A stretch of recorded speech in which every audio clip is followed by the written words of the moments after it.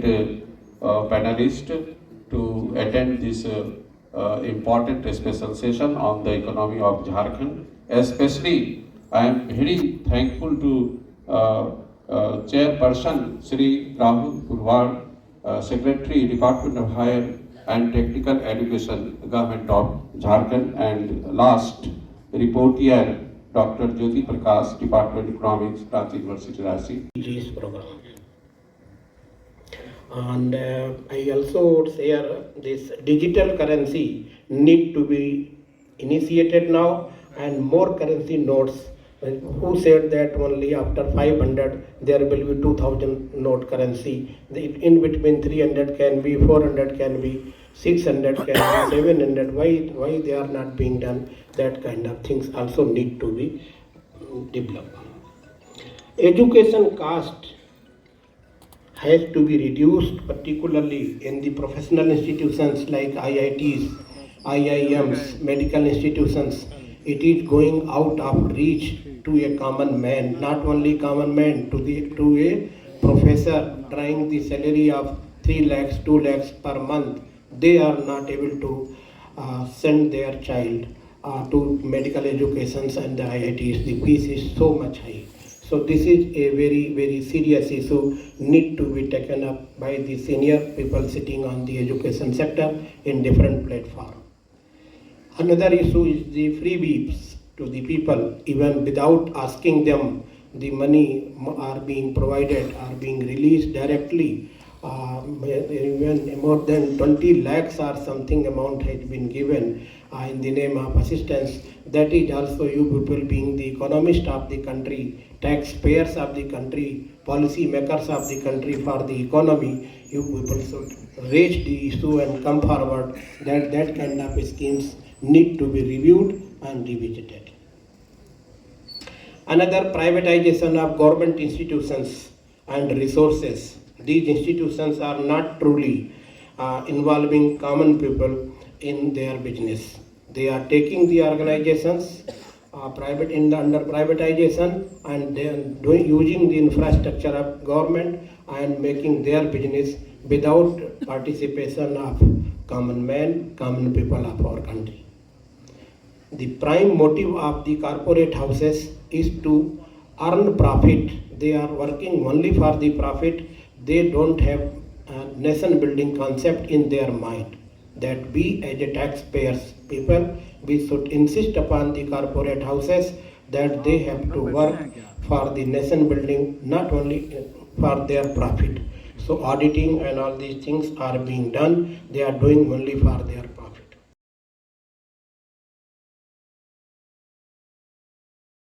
Government कर रही है, और जो आप सम्मान निधि की कह रहे हैं, आधे से ज्यादा किसान लोगों को सम्मान निधि नहीं मिल रही है, चक्कर काट रही है जो सुविधा केंद्र की। असल में ऐसी है कि जो किसान के लिए जो मजदूर है, मजदूर की व्यवस्था गवर्नमेंट ने करनी चाहिए। और दूसरी एक बात, आप जो कह रहे हैं कि अगर थोड़ा सा प्याज का रेट बढ़ दिया तो गवर्नमेंट क्यों हस्तक्षेप करती है, और खुली आर्थिक तो सब खुली होने दो, तो फिर किसान को जो है, किसान का जो माल है, किसान के बलबूते पर जो मार्केट रेट से बिकने की इजाजत देनी चाहिए। हर बार गवर्नमेंट इसमें ये करती है ना, हस्तक्षेप करती है, क्योंकि सबको महंगाई का सामना ना करना पड़े। कपड़ा है, दूसरी जो चीजें है, वस्तु जो उसके लिए कुछ कंट्रोल नहीं है, इसके लिए ज्यादा कंट्रोल है। मुझे ऐसा लगता है किसान को कुछ भी नहीं दिया। आपने जो लफ्ज बोला है इसमें मेरा आक्षेप है। Okay, thank you so much. इस देश की सरकार ने क्या क्या नहीं दिया अभी तक, खास करके ग्रीन रेवोल्यूशन के चक्कर में। आपको ये फैक्ट भी बता दूं कि इस देश में जो भी खेत में काम होता है आज 90% is mechanised, 90। I can give you data, it's energy sources non human non animal. तो किस खेत की मैकेनाइजेशन की बात कर रहे हैं आप? दूसरा सुनिए साहब, मेरी पूरी बात सुन लीजिए, मैं आपको डेटा की बात करूंगा। दूसरा, किसान को पीएम किसान भी मिल रहा है जिसके पास जमीन है, और हम उसकी बात करें कितना फेयर कितना अनफेयर है वो। 250 एकड़ वाले को भी 6,000 धक्के से सरकार दे रही है कि आपका अकाउंट दीजिए, हमें डालना है 6,000। लेकिन जो 250 एकड़ के खेत के मालिक के अंडर 10 वर्कर माइग्रेंट या लोकल बिना छत के रह के काम करते हैं, उनके लिए इस देश में कुछ नहीं, उनका नंबर भी सरकार को पता नहीं कितने हैं इस देश में। इसलिए सरकार ने कहा कि हम उनको नहीं दे सकते, जो जमीन मालिक है उनको 6000 पीएम किसान देंगे। दूसरी बात, ये पहली बार इस देश के इतिहास में हुआ है कि जिसके पास 2 हाथ के सिवाय कुछ नहीं था, 2 हाथ को छोड़ के कुछ नहीं था कमाने को, उनके लिए सरकार ने एक कानूनी वादा किया, जिस तरह के वादे की आज किसान भी मांग कर रहे हैं कि हम आपको 100 दिन परिवार के एक मेंबर को, रूरल परिवार के एक मेंबर को 100 दिन 100 रुपए रोज की मजदूरी पर देंगे। लेकिन आज नरेगा इंप्लीमेंट हुए कितने साल हो गए? 16, 18, 50 से ऊपर सरकार नहीं बढ़ पाई। मैं कहता हूं इस देश में अगर एक सरकार ने उस टाइम एक साल में एक परिवार को 10,000 रुपए उस खुरपी या कसौली पकड़ के क्लेम करने का अधिकार दे दिया, कौन सा बड़ा अपराध हो गया कि पूरी किसानी उठ के उन लोगों के खिलाफ हो गई कि सरकार तो मजदूरों को खराब करने पे तुली हुई है, नरेगा ने तो हमारी बर्बादी कर दी, हमें तो मजदूर मिलते नहीं, लागत तो बिल्कुल आउट ऑफ कंट्रोल हो गई। वो आपके साथ रहने वाले लोग हैं, 1/3 लोग जो गांव में रहते हैं, जिनके पास कोई जमीन नहीं, कोई रोजगार का साधन नहीं है, उनके लिए इतना किया। ये पॉलिटिकल इकोनॉमी है, इसलिए मैं कहना चाहता हूँ पॉलिटिकल इकोनॉमी है। जब आप जैसे लोग उठ के इसको अपोज करते हैं, मैं आपको ये बता दूं, इसमें भी मैनिपुलेशन ओवर द ईयर हो चुकी है। सरकार ने कह दिया कि छोटा और सीमांत किसान अपने खेत में जब काम करेगा वो भी नरेगा की मजदूरी ले सकता है, और लोग ले रहे हैं। जो स्टेट देना चाहते थे दे रहे हैं, जो स्टेट नहीं देना चाहते वो नहीं दे रहे हैं। तो एक तो ये बात हमें समझनी होगी, हमें ये भी सोचना होगा इस देश में और भी लोग हैं जो इस देश के नागरिक हैं, अकेला किसान देश का नागरिक नहीं है, और भी हैं। किसान और मजदूर दोनों प्रोज्यूमर हैं, प्रोड्यूसर भी हैं, कंज्यूमर भी हैं। उनकी फूड सिक्योरिटी को भी हमें देखना है। जो शेख साहब ने बात करी फूड सिक्योरिटी की, they are 45 total working population of this country. उनकी फूड सिक्योरिटी अगर हमें देखना है तो इन चीजों को हमें करना पड़ेगा। This are part of social security measure by the state, which is the duty of the state, especially state ने कमिट किया कि हम करेंगे, चाहे फूड सिक्योरिटी एक्ट हो चाहे नरेगा हो। अब आज बात एमएसपी। एमएसपी के साथ क्या मांग रहे हैं कि हमारा भी लीगल अधिकार बना दो। मानता हूं, मैं उनके साथ हूं। अगर किसान को सरकार वादा करती है तो करती है, ये 50 साल से वादा निभाना चाहिए। वादा किया है तो निभाना पड़ेगा, लेकिन अगर सरकार नहीं निभाती, पकड़ो, कॉलर से पकड़ो, कान से पकड़ो, लेकिन पकड़ने के तरीके होते हैं। अब किसान क्या मांग रहे हैं कि कोई भी जो एमएसपी लीगल होगी उसके नीचे ना खरीद पाए। आप मंडी को बर्बाद करना चाहते हो। अब हम एग्रीकल्चर ट्रेड की बात कर रहे थे, विदेश में एक्सपोर्ट करने की बात कर रहे थे। कल को सरकार कहेगी नो, आप इससे कम नहीं खरीद सकते, चाहे आपको एक्सपोर्ट करना चाहे कुछ और करना है, इतना तो देना पड़ेगा। बंदा कहता मैं तो नहीं खरीदूंगा, तो सरकार पूरा आपकी गाजर मूली, मैं कहता हूँ लेसी भाषा में, सरकार आपकी गाजर मूली खरीदेगी क्या? तो जो इसमें जो रास्ता जो मैं बताया है, जो यूनियन को पसंद नहीं आया इस देश में, मैंने कहा कि भी ये हो सकता है, लीगलाइजेशन हो सकता है, लेकिन इसके कुछ डायमेंशन हैं। जैसे 3-4 चीजें इस देश में चलती हैं। सरकार खरीदती है, एक कुछ एक्सपेरिमेंट किया गया है भावांतर भुगतान योजना का, कुछ फसलों में कुछ राज्य में, फिर MIS है, मार्केट इंटरवेंशन स्कीम है सरकार की कुछ और फसलों में, सरकार की एजेंसियों के थ्रू। तो मैं कहता हूं कि जितना सरकार खरीदती है या जितनी फसलों की MSP अनाउंस करती है, उसके ऊपर सरकार को ये कहना चाहिए कि अगर आपका माल MSP पे नहीं बिकता है तो हम कैसे ही करके आपको MSP दिलवाएंगे। ये जिम्मेवारी सरकार को लेनी चाहिए अगर सरकार वादा करती है। इसमें प्राइवेट को नहीं बांधना चाहिए। Any trader, any buyer, any exporter should be free to buy at his or her own price, but if price come below MSP then government should step in and procure। मैं मानता हूं कि सरकार को कोई ये लोग बातें करते हैं, जो कई लोग कहते हैं कि 7 लाख करोड़ का खर्चा आ जाएगा, इतना तो पैसा ही नहीं देश के पास। कोई कहता है ऐसे जैसे कहते हैं 3,40,00,000 करोड़ आ जाएगा, कुछ इतना खर्चा हो जाएगा। मैं कहता हूं कि अगर किसी भी फसल की मंडी में, चाहे कॉटन हो, चाहे वीट हो, चाहे बाजरा हो, अगर सरकार 25 से 30% खरीद लेगी, then that be a market intervention kind of effect। the market will come back to normal to offer MSP from all channels to the farmers. That is the way to look at it. Total legalization in terms of any buyer being not allowed to buy below MSP is not possible. It's going to kill the entire agricultural market.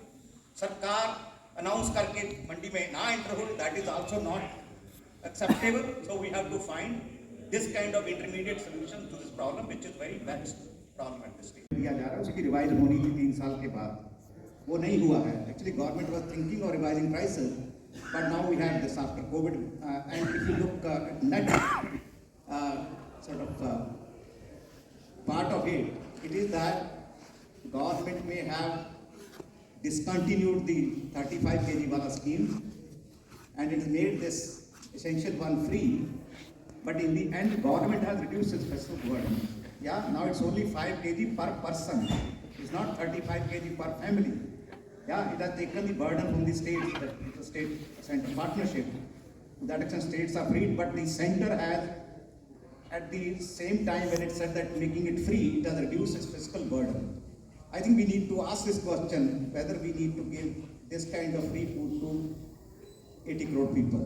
Yeah, that question needs to be asked very seriously, and there are all kinds of manipulations, and of course one can talk about universalization of food security, but not this way.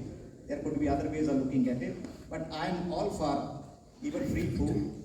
If you are looking at ensuring food security, country may be food secure, but food security is at different levels, within national level, regional level, community level, household level, and individual level. And there is lot of food insecurity at the individual and household and community level if you bring in aspects of gender, caste, and age. So we need food security measures like this, but it needs to be better enforced in terms of targeting and delivery of that benefit.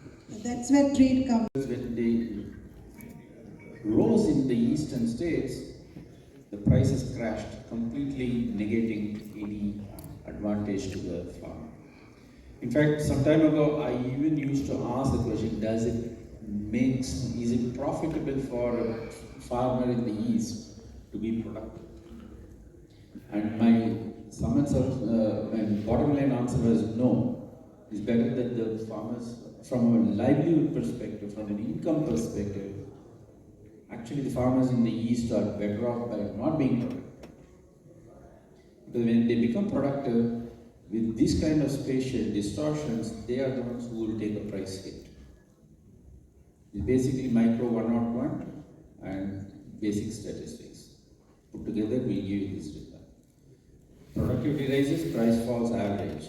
But when in a cross section, when some regions are protected, it is the other regions that will take the hit. Which are the ones? The ones that are becoming productive. So it is this aspect of the spatial dimension of Indian agriculture which by and large has not attracted much attention in the literature. I mean, in general and in the context of trade, how the trade pass-throughs happen and all that. And in my view, rice and wheat has, the MSP for rice and wheat has multiple distortions. One is, the most often talked about is crop diversity, environmental impact. But there is the spatial aspect which is not recognized. Second is farmers' income. Third is natural resource sustainability. So these three are equally important. I think all the objectives need to be kept in mind when we talk about policies or any measures that need to be taken into account. Having said that, to actually take care of all these three objectives, I think the crop, this farming systems approach is the most ideal. Not only the farming systems approach, I think we have to move it step ahead and see that livelihood diversification, not only the crop diversification, but also the occupational diversification is also extremely important, particularly for taking care of farmers' income and also the natural resource sustainability. Let me give you an example. Basically, you touched upon a point about pulses in your opening remarks. I think pulses is a very important issue because pulses provide the crucial, so it's the most important source of protein for vegetarian population. And at the same time, we are pulses, we are deprived, we are deficient in pulses. The demand far outstrips supply. So we need to import our pulses. And thirdly, pulses also enrich the soil through their nitrogen fixation. So they actually take care of most of these important objectives of nutrition security and farmers' income as well as. So it is here policy plays a crucial role.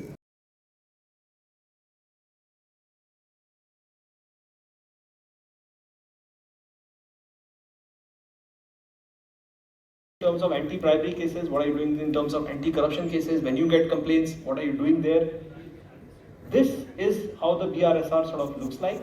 I will go quickly here. General disclosures, management disclosures, principle-wise disclosures, essential indicators, leadership indicators.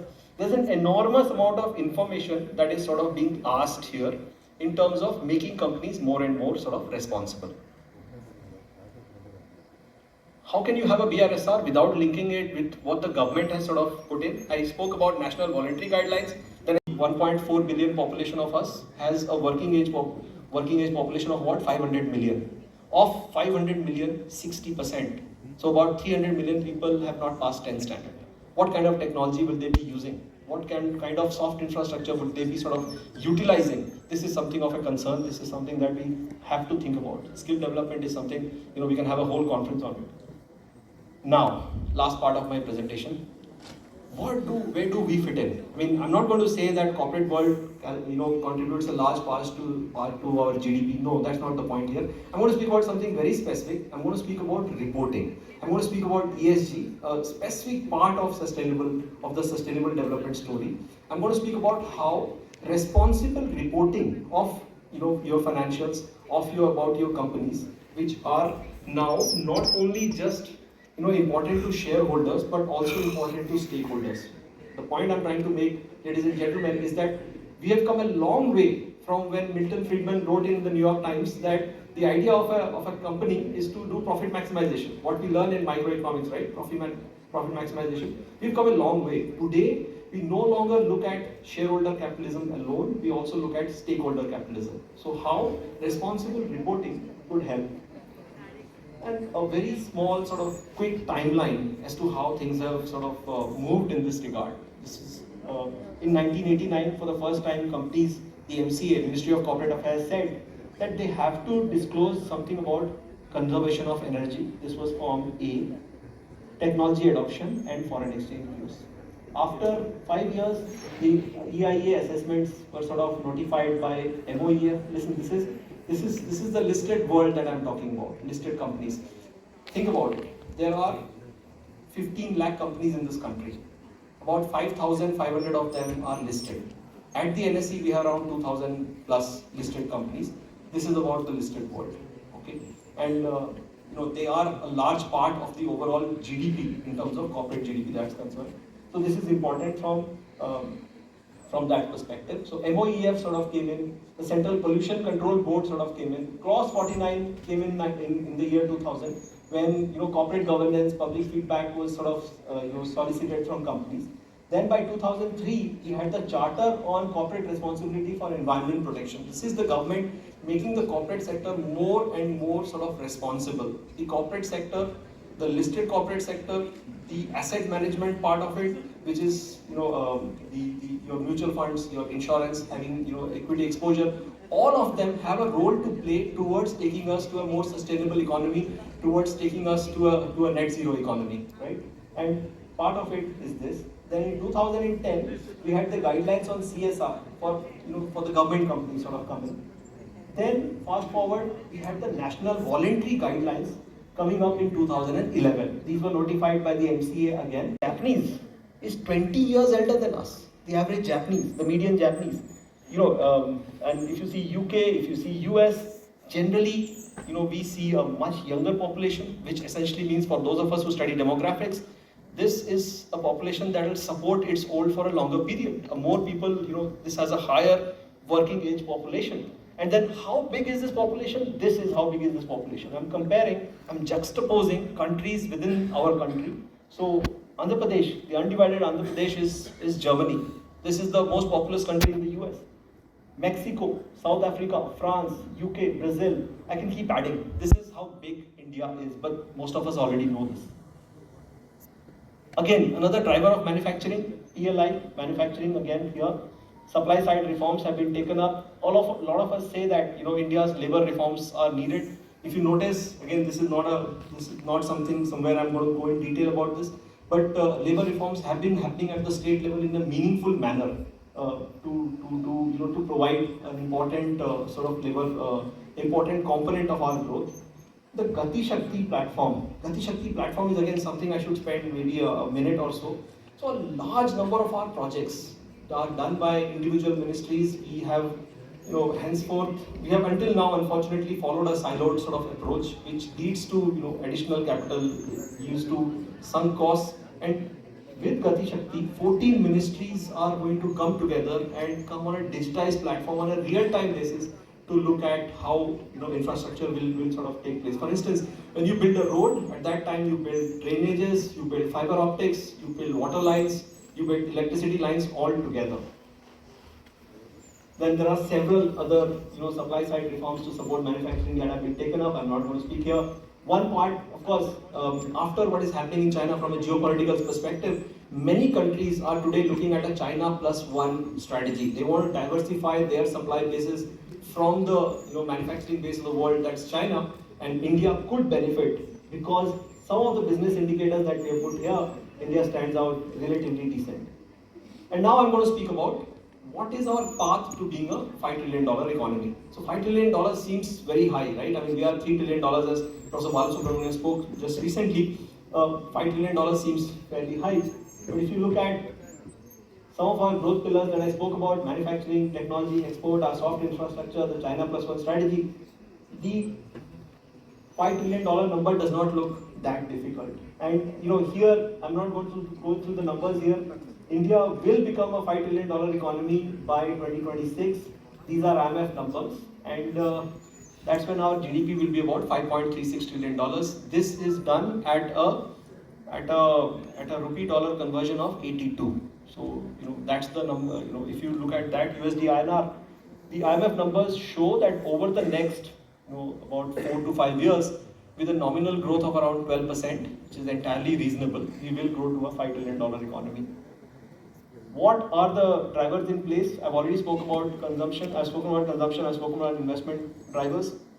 So in consumption, high income growth, urbanizing economy, favorable demographics, technology innovation, I spoke about evolving consumer attitudes. So our population pyramids will start looking from a pyramid to an onion. This is what happens with advanced economies, and we have a large, consumption market. And then this is the sort of leap. Why stop at 5 trillion? If you look at a 10% sort of nominal growth by 2040, India could become a $20 trillion economy. These numbers, all of us are economic students here. Just look at your Excel sheets, do the math. It's not unthinkable. India will turn into a $20 trillion economy by 2040. Just look at these numbers. What are the risks? No, I'm not selling a story here. I have to talk about what are the other sides of the story. What could go wrong? So if there is a steeper than expected global economic slowdown, I spoke about the initial part of my presentation, I spoke about how this is a chaotic world. If global economic growth does not pan out to be as the IMF says, the numbers are meaningfully lower, that will hurt us. If there are more, if there are adverse geopolitical events, if there are current and persistent supply side disruptions, something that began in the pandemic. China has opened up meaningfully now. Chinese COVID numbers are moving up. China remains the manufacturing base of the world. And if things are difficult there, we will have supply side disruptions. And then if there is over tightening of policy. At the moment, we also spoke about how the current pace of tightening by the Fed has been the fastest in 4 decades. And if you hear commentary by the Fed MPC there, you notice that they also say the same thing. The fight against inflation is not yet sort of over. And if they over tighten, if they become over cautious, then things can go negative. And our appreciation against non-USD currencies, I'm not talking about depreciation here, I'm talking about rupee appreciation against non-USD currencies could hurt India's export competitiveness. And again, plus 800 million is 80 crores, we are okay, we have 140 crore people, so 80 crores is a fraction of our number. But that number is US, Europe, Canada and UK all combined. That's the side of people we are covering. Our, how many houses that have been built? 12 million houses. NFSA, the National Food Security Act, this is something that ensured that even during the pandemic, even during the migration that happens during the lockdown, Indians did not go hungry. Why? Because we were covering 800 million people in terms of the National Food Security Act. These are things that have happened in India over the last 3 years. And these have been made possible due to several things, but importantly, I'm going to speak about now, India's role in developing what is called soft infrastructure. What is soft infrastructure? Soft infrastructure is something that is asset light. It does not involve a lot of capital. It involves technology. It uses enormous amounts of good use of salubrious use of technology. The India Stack. This is something that we must know and recognize. So India Stack essentially looks at several ways in which you use technology to improve our sort of well-being. Let me give you some quick data points here. So we saw how Chinese use so much more energy than us, but Indians use more data than any other country. The average Indian, the 1.4 billion of us, use about 12 GB a day. This is the kind of data usage that India has, and the telecom 4G penetration in India has been the world's fastest, faster than US, faster than Europe, faster than China even. Aadhaar is the world's largest biometric mapping system. Digital transactions are now the highest in the world. CoWIN, another use of soft infrastructure. CoWIN allowed vaccinations numbering 2 billion. 2 billion vaccines were provided. You might think, yeah, developed markets also had vaccines. In the US, when you go and have vaccines, you go to the shop and you have vaccines. They don't check, have you had vaccines before? Have you not had vaccines before? They're not going to check. But in India, when you have vaccines, they can precisely tell you, this is the date on which you had your previous vaccine, and you have to give a gap of say 6 months. Remember the pandemic days? You will not be allowed to have vaccines after 3 months. No, you can't.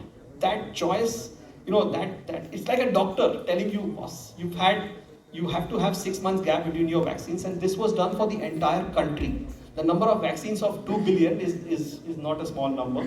And the direct benefit scheme today, some of the CSS schemes that I spoke about, centrally sponsored schemes, it covers 319 schemes, it crosses 53 ministries, and it covers 73 crore people. And these all get DBTs today, thanks to our soft infrastructure. This is India for the world. And one of the things that have been talked about in the current presidency of India's G20 presidency is how India can use population infrastructure that's at population scale. I've given you several examples. I've given you GST is one example, income tax is another example, CoWIN, Aadhaar. There are so many examples that are then at UPI. There is nothing compared to UPI across the world. I'm going to show you over the next few slides as to what has happened with technology over the last 3 years in our own lives in technology in India, the part of this soft infrastructure.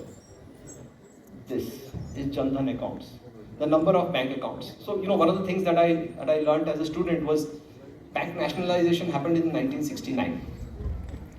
Good. 40 years after bank nationalization in 2009, I keep saying this in everywhere I speak, half of India didn't have bank accounts.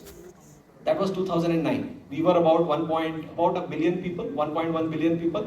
Half of us did not have bank accounts. That was 2009. 2019, 2020, 90% of the country has bank accounts. What has happened? What has changed? Aadhaar has changed things. Now there might be things which are, which every system has its flaws. Every place, it's very difficult to build a foolproof system. And we work in one of the most fault-tolerant systems in the world. Still, there are problems, but look at the benefit that it has caused for the large set of the population. A number of my next charts are going to have all slope positive, tan theta, good positive numbers. This is internet subscriber base, express email bills.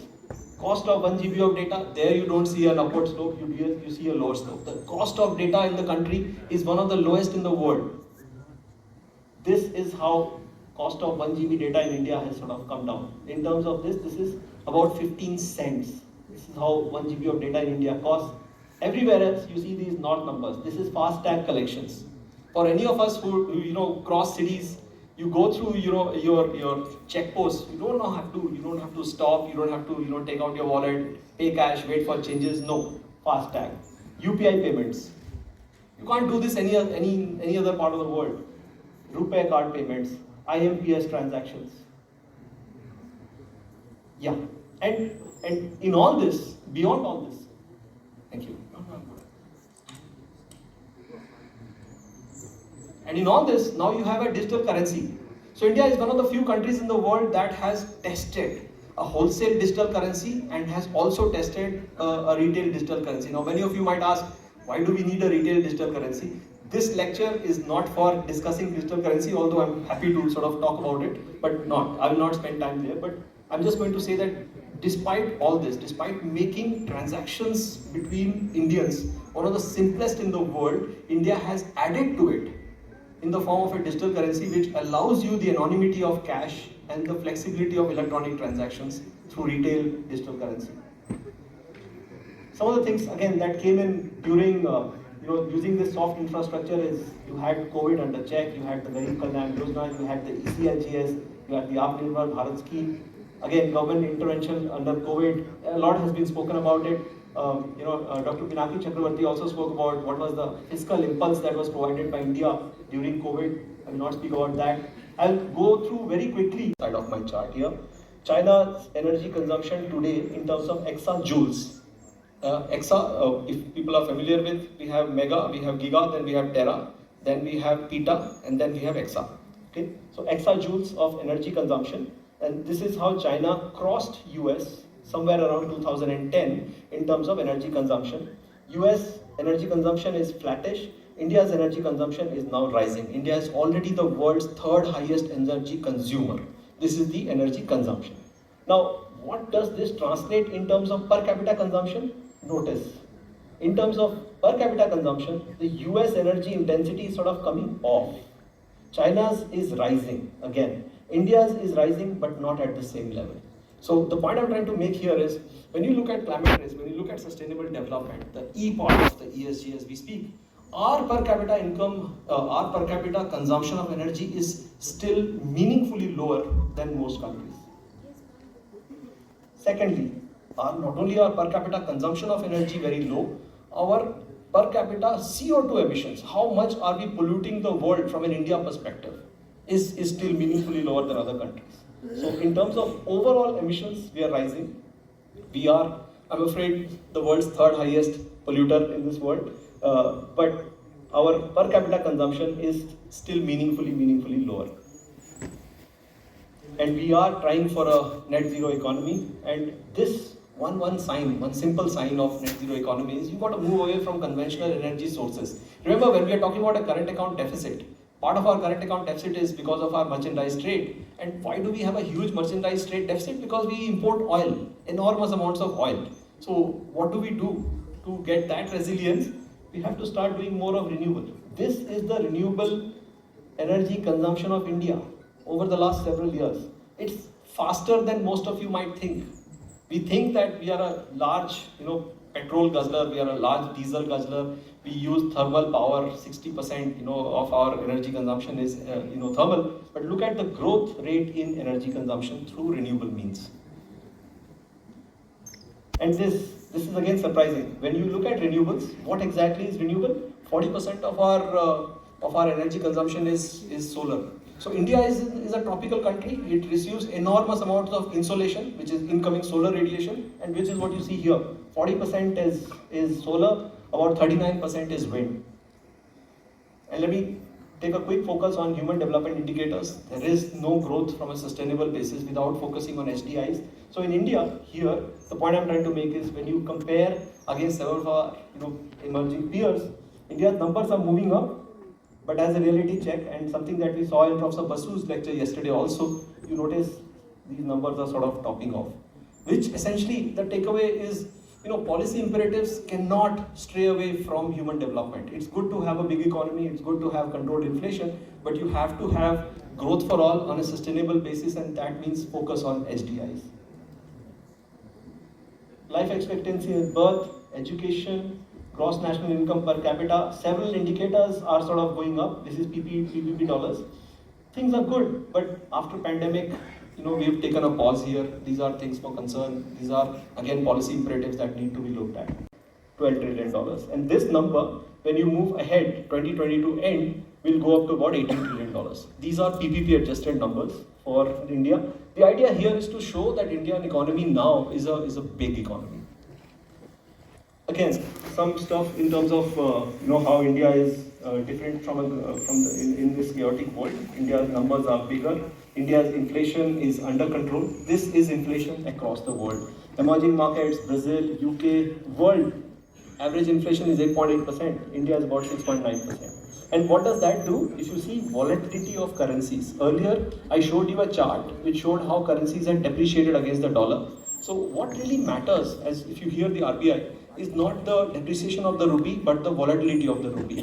While a volatile local currency forces traders to take positions, raises their hedging costs, and that brings about difficulties of several kinds. If you notice, India's India's FX volatility is meaningfully lower across many countries. Again, several things. External debt to GDP, I'll come on this slightly later. External debt to GDP ratios across countries. And then when you borrow, who do you borrow from? Do you borrow from the world, or do you borrow from India? Or borrow from your households? So I'll come to that numbers again slightly later. I did speak about the external front. I did speak about how we run a current account deficit. This is the overall balance of payments. So, if you run a current account deficit, you are essentially, you want the world to fund your dollar purchases. You are importing more from the world than you export. And what happens there? If you don't have a capital account surplus, then you are perpetually in fear of depreciating currencies. What has happened with India? So the numbers here on the north side, they are essentially telling you what is happening on our plus side of the balance of payments.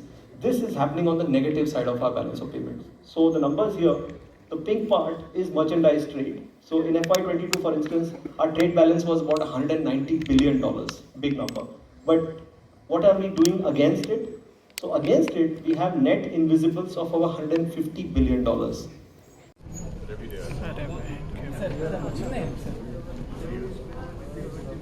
Younger people used to. He asked me.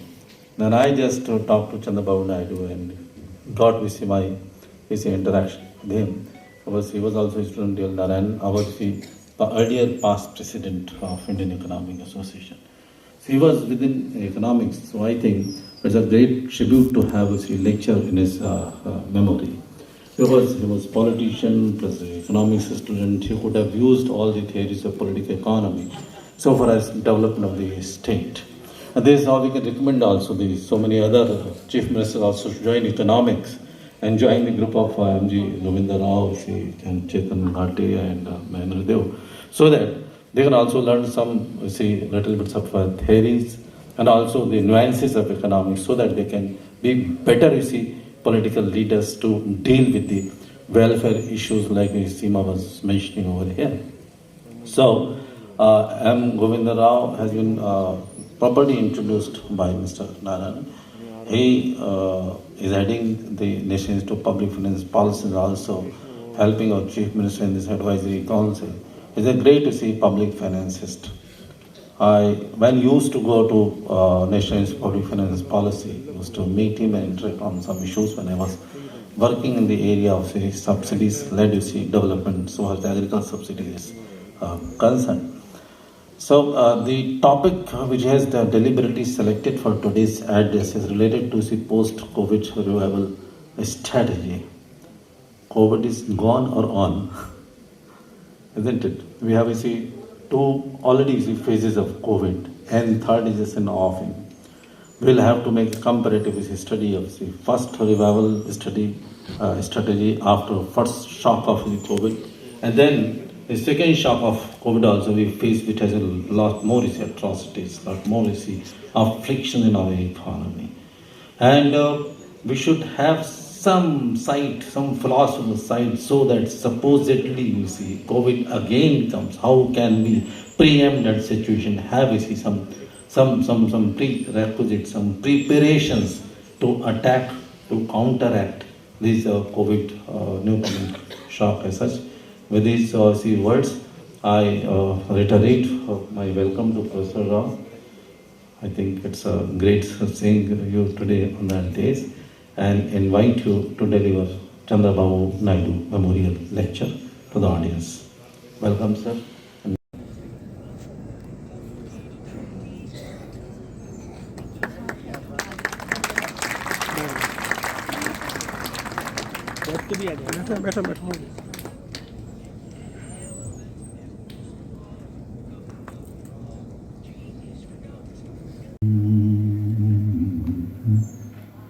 क्यों पाँव धर रहे हो, क्यों पाँव धर रहे हो, जमीन पर संभल संभल के, क्यों पाँव धर रहे हो, जमीन पर संभल संभल के, जलवे दिखा रहे हो, तेवर बदल बदल के, जलवे दिखा रहे हो, तेवर बदल बदल के। तुझे हुस्न की ये खुशबू दौलत और रंग मिला है,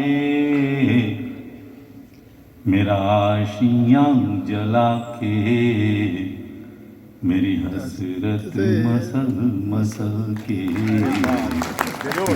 पाँव धर रहे हो, जमीन पर संभल संभल के। तो खुशबू तुम्हारे जिस्म की मेरी आँख से बही जब, खुशबू तुम्हारे जिस्म की मेरी आँख से बही जब, कुछ शेर बन गए तब उम्दा गजल गजल के, क्यों पाँव savings rates, they rise, and then around the great financial crisis, they begin to fall. By the way, the same pattern is also visible in the Chinese rates, which are much higher than Indian savings and investment rates. They also rise and then they begin to fall. Now, if they fall for 1 or 2 years, that should not be a concern. But if it falls for about 13 or 14 years, then it warrants an explanation, especially since this is crucial for growth. And then, if you look at the capital output ratios for economies, many capital output ratios are, these are the savings rates, these were what on the previous graph. These are the capital output ratios, so this is based on data we've collected, it's taken a long time to do that. But if you look at India's capital output ratio, kind of hovers around between 2 and 3, then around 1991, you see a rise in the capital output ratio. And the reason why you see a rise in the capital output ratio is because typically when you have more investment, that reflects in higher capital stocks and that raises the capital output ratio. That should lead to a decline in the return to capital. Okay? But despite that secular increase in the capital output ratio, you see this non-monotonic behavior in the savings rate. And the reason why this is important is because if you take India's peak investment rates around the 2008 period, the great financial crisis, that was around 40%. Right now we're at about 30%. So you can look at gross fixed capital formation or gross capital formation. They're high, late 30s, 40s, and then 30s right now. That's a 10% delta compared to peak, so roughly 1/4. If you take growth in the 2008 period, which was roughly 8%, and you take 1/4 of that, 2%, you're roughly getting 6% growth right now. So the delta on investment is crucial for the delta on growth. Okay? So this plots the investment rates, and the dashed line here is the gross savings rate. Okay? We're able to take this data all the way back to 1951, but for other data, we don't have it. We only have it from 1997 onwards. We're only going to focus for a 20-year period. But if you look at gross capital formation, it also has this large rise, right? So in 1960-61, it was about 17% of GDP. Around the great financial crisis, it was about a 40% of GDP, but there's been a decline in investment rates as well. So not only has there been a decline in gross savings rates, there's also been a decline in investment rates. What it suggests is that most investment in India is financed domestically, and therefore the problem of declining savings rates is even more important. just remember that in the great financial, in the high growth years, in the 1960s and 70s in the Korean economy, for instance, they were running something like current account deficits of 12% of GDP. But they were also having growth rates of about 12% of GDP. So if you have high growth rates, capital comes in and you have high profitability and you're able to finance your CAD. But that's not the case now. So as the previous speakers have said, we're living in a world of global uncertainty. There's a lot of risk on and risk off. Capital flows are subject to sudden stops. So it's not clear that if your investment rates are financed by very large current accounts, this is a particularly stable situation. So structurally what's happened is that the current account deficit as a proportion of investment has gone down, which means that we're financing our investment rates less from borrowing abroad, which is good in a way, but it also means that in order to finance investments, we need high savings, and if that's falling, that's a problem. And then if you look at decomposition of gross savings, so what is leading to this dip? The variable that is leading to the dip is household gross savings rate. We're not adjusting for assets and liabilities, we're just looking at gross savings rates. So again, in 1950, these were about 7%, and this was a big point of discussion around our independence time, was whether we had a adequate savings ratio to finance the Mahalanobis model type growth strategy that we wanted to do, but it has risen non-stop, more or less till 2008, from about 7% to about 22%. This is household gross savings rate, right? Just household. Then public savings rates are around here, and then corporate savings rate hover about 3% of GDP, and sometimes they're in deficit, sometimes they're in surplus, but they're not large. So I think there is a need to rework those ratios, and India should come to 3% fiscal deficit by 24-25, not 4.5 by 25-26. And there are reasons for that. In 21-22 revised estimate, interest payment is expected to be 25.7% of revenue expenditure and 40% of our revenue receipts. So this debt is structural in nature, so unless we reduce debt ratio, I think this kind of structural outflow of resources in terms of interest payment will not reduce. So the scope for fiscal expansion is limited and needs to be factored in any fiscal consolidation strategy. Fiscal expansion needs to take into consideration the shrinking primary revenue expenditure space due to rise in interest payment. This I have already said. This I skipped, and this is the situation of gross fixed capital formation. So there has been a decline in the gross fixed capital formation in the country, and expectation is that public sector investment is going to crowd in private investment, but certainly public investment cannot replace this level of private investment, which is something like 28% of GDP. In that, public investment is only 3.8, so 4% of GDP. So if we have to grow in a sustained manner for the next 7 to 8 years, I think the graph also to 28.8 has to go up. So that is the other concern. And in that case, if the public sector decides that public sector will replace this private investment fall, that's not going to happen. That is only going to increase debt. So during the crisis, those who could borrow more have borrowed more. Those who could not borrow more did not have the ability to borrow, could not actually make resources available. That's the point that I am trying to make.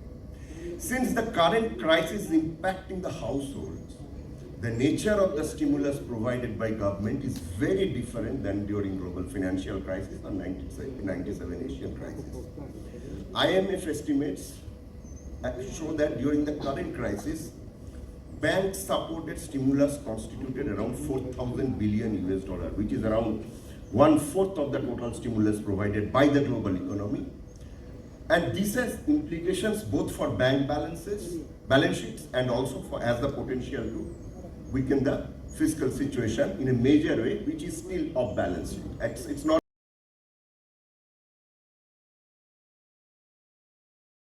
अंतरिक्ष विज्ञान में भारत की उपलब्धि एक और सुनहरा पन्ना है। साथ ही साथ देश ने पर्यटन, संचार, सूचना प्रौद्योगिकी, रक्षा, ऊर्जा, पर्यावरण उद्योग, जल संसाधन एवं ग्रामीण विकास जैसे क्षेत्रों में सराहनीय विकास किया है। ये सब नए भारत के उदय का परिचायक है। भारत एक कृषि प्रधान देश है और कृषि भारतीय अर्थव्यवस्था का हमेशा ही एक आधारभूत स्तंभ रहा है। आजादी के समय खाद्यान्न की कमी का सामना करने वाला भारत अब आत्मनिर्भर भारत बनकर दुनिया भर के देशों को खाद्यान्न निर्यात कर रहा है।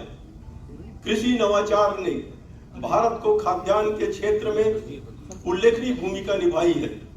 यह क्षेत्र द्वितीयक उद्योगों के लिए प्राथमिक उत्पाद भी उपलब्ध करवाता है। इसमें कोई संदेह नहीं है कि वर्तमान समय में भारतीय कृषि क्षेत्र कई समस्याओं से जूझ रहा है।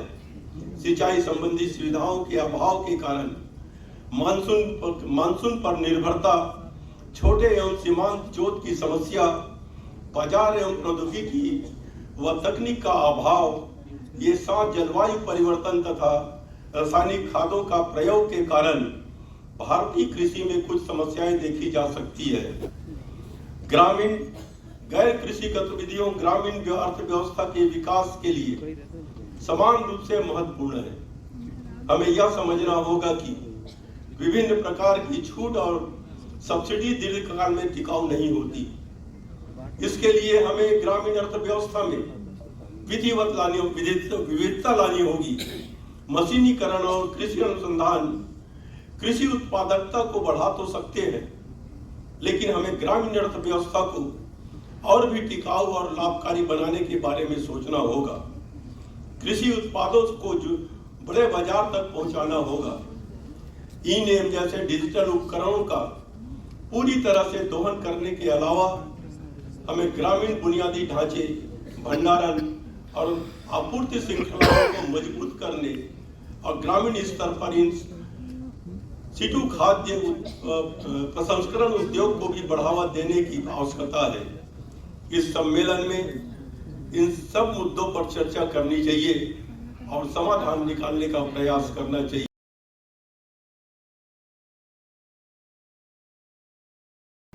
1500 से जाने माने अर्थशास्त्री शामिल हुए हैं। यह प्रसन्नता की बात है कि इस अधिवेशन में शामिल होने वाले अधिकांश अर्थशास्त्री, पॉलिसी मेकर के अलावा विद्वान शोधकर्ता। हम आकाश आयतन या हवा नहीं आयतन, पानी आयतन की जमीनी आयतन कर सकते हैं। उसी प्रकार से अर्थव्यवस्था बनाने के लिए आयातित ज्ञान पर बनी जो अर्थव्यवस्था होगी वो भी स्थायी नहीं हो सकती। हमें अपने देशज स्वदेशी ज्ञान पर आधारित जो हमारा स्वदेशी मॉडल है उसको लेकर के हमें आत्मनिर्भरता, सेल्फ सस्टेनेबल की बात सब लोग कहते हैं, मैं सेल्फ प्रोपेलेंट इकोनॉमी बात करता हूँ। सेल्फ सफिशिएंसी में, सेल्फ रिलायंस में और सेल्फ प्रोपेलेंट होने में बेसिक डिफरेंट है। सेल्फ प्रोपेलेंट वो होता है जब हम कुआं खोदते चले जाते हैं, खोदते तब नीचे से पानी का सोता फूटता है, वो सेल्फ प्रोपेलेंट होता है, उसे किसी दूसरे के सहारे की आवश्यकता नहीं होती। आइए हम सब लोग मिलकर के इसके आगे जो अधिवेशन है इसको हम लोग सफल बनाएं, प्रेम से पूर्वक, धैर्य पूर्वक सुने। आदरणीय Prasad Mukherjee University and also the Ranchi University, we have with us our Honorable Chief Guest, His Excellency Honorable Governor of Jharkhand, respected Sri Ramesh Besji. Similarly, we have with us on the dais our respected guest of honor, Sri Ashok Bhagatji, Padma Shri Awardee, Secretary of the Vikas Bharati. Similarly, we have with us on the dais our respected Dr. Ajit Kumar Sinha ji, Vice Chancellor of the Ranchi University, and also the Honorable Conference President, our Conference President of the Indian Economic Association, respected Professor A.D.N. Bajpai ji. And similarly, we have with us on the dais your own university, our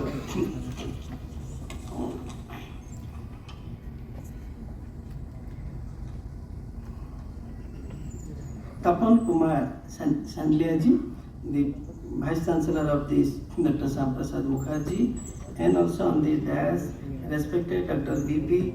Chandra Mohan ji, General Secretary of this Indian Economic Association, and our all the other respected office bearers, executive council members and others from the Indian Economic Associations, and also our respected all the members of this great university, Dr. Sam Prasad Mukherjee, including the respected registrar madam present here, and other invited guests, and particularly my dear respected Anil Thakurji, who is behind this entire show, and other invited guests, press persons, both from electronic and print media. I am very much happy and honored in the midst of all of you on the occasion of this 105th Indian Economic Association Conference. आज latest नहीं हो रहा है या हो रहा होगा तो मुझे मालूम नहीं। एक देश का अर्थशास्त्र है। आप जानते हैं बहुत से विद्वान भूख के अर्थशास्त्र पर किताब लिख करके बड़े पुरस्कार पाए, नोबेल विजेता हुए। मैं नाम लेना नहीं चाहूंगा, लेकिन कुछ सामाजिक ताना बाना बेसर गांव में ऐसा रहा है कि जो अपनी दुनिया का अर्थशास्त्र स्वयं रचता रहा, इसलिए भारत में बहुत ज्यादा इसका असर नहीं पड़ा, और पड़ा तो एक मध्यम वर्गीय परिवार पर पड़ा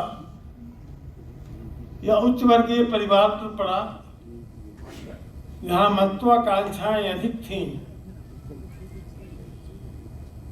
जब मनमोहन सिंह जी के जमाने में चर्चा आई कि आर्थिक मंदी है, मैं बड़े इनोसेंट भाव से ये बैंकों की दिवाली टूट रहे हैं, बैंक बंद हो रहे हैं, तो मैंने अपने गांव के ट्रैवल एरिया के गांव के बैंकों के बारे में पता किया, तो मालूम हुआ कि वहां पर कोई फर्क नहीं पड़ा है, उस मंदी का असर नहीं हुआ है। तो वो कौन परिश्रम की इकोनॉमिक्स है जो मंदी जैसे चीजों को भी झेल जाती है, इस पर आज आपको विचार करने की जरूरत है। अनेक संकट भारत में ऐसे जब संकट आते हैं दुनिया में, अभी कल ही समाचार है, आजकल समाचार बहुत तेजी से है, अमेरिका इंग्लैंड जैसे देशों में जो जिनको बिजली में ही रहने की आदत है और ठंड में बिजली की आवश्यकता नहीं पूर्ति हो पा रही है, तो मरने के कगार पर है इस बर्फबारी में। लेकिन हमारे देश का गांव में रहने वाला किसान अभी भी झेल जाता है। एग्रीकल्चर अर्थशास्त्र का एक पार्ट है, एक कथानक सहित कथानक है जो मैं कई बार कोट करता हूँ, रिकोट करके अपनी बात समाप्त करता हूँ। सत्य घटना है और अर्थशास्त्रियों को सोचना पड़ेगा। हिंदुस्तान पाकिस्तान के बंटवारे के बाद जब युद्ध हुआ तो भारतीय फौजें जीत गईं अभावों में। हम सबको विदित है कि अंग्रेजों ने कुटिलतावश सारी साधन संपन्नताएं पाकिस्तानी फौजों को दे रखी थी और उनको उम्मीद थी कि भारतीय फौजें हारेंगी। भारतीय फौजें हारी नहीं। एक कमीशन बना और कमीशन जब जांच करने आया कि वैसी क्या ताकत है भारतीय फौजों में जो जीत गई, तो पहला इंटरव्यू उन्होंने सरदार पटेल से लिया। सरदार पटेल से पूछा कि आप क्यों जीत गए, आप तो बड़े अभाव में थे। उन्होंने कहा it is my culture. What is your culture? Sardar Patel ने कहा agriculture is our culture. Agriculture is our culture.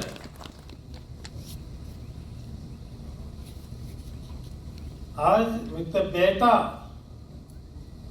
और उपभोक्ता दोनों के बीच आपकी इकोनॉमिक्स जो चलेगी वो समाज के लिए नहीं होगी। समाज शास्त्र और अर्थशास्त्र दोनों मिलकर राजनीति शास्त्र चलाएंगे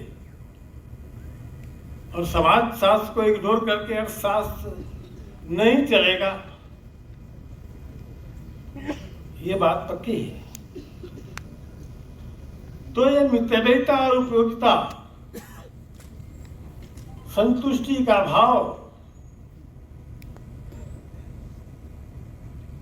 हम जानते हैं कि आज उपभोक्तावादी संस्कृति के कारण अर्थशास्त्र हिल गया है।